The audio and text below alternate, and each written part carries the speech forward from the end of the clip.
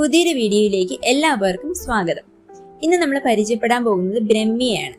ബ്രഹ്മി ഒരു ആയുർവേദ ഔഷധ സസ്യമാണ്. നമ്മുടെ നെല്ലൊക്കെ കൃഷി ചെയ്യുമല്ലോ, അതുപോലെയാണ് ബ്രഹ്മി നടുന്നത് എന്ന് പറയുമ്പോൾ തന്നെ മനസ്സിലാവും എവിടെയായിരിക്കും. പാടങ്ങളിലും നമ്മുടെ വയലുകളിലും ഒക്കെയാണ് ഏറ്റവും കൂടുതൽ നമുക്ക് ബ്രഹ്മി കാണാൻ പറ്റുന്നത്. വളരെ കുഞ്ഞു നല്ല ഭംഗിയുള്ള വെള്ള പൂക്കളാണ് ബ്രഹ്മിയിൽ ഉണ്ടാകുന്നത്. ചില സ്ഥലങ്ങളിൽ അതൊരു ചെറിയ നീല നിറത്തിലും കാണപ്പെടുന്നുണ്ട്.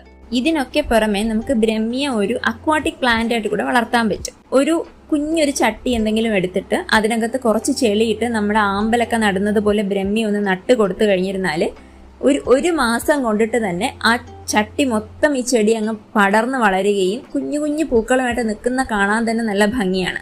ഇതിന്റെ ഇലയ്ക്ക് ഔഷധ ഗുണങ്ങളുണ്ടെന്ന് മാത്രമല്ല, നല്ല ഭംഗിയാണ് നിൽക്കുന്ന കാണാനായിട്ട്. അപ്പൊ അങ്ങനെയും നമുക്കൊരു അലങ്കാര സസ്യമായിട്ട് കൂടെ നമുക്കിത് ഉപയോഗിക്കാം.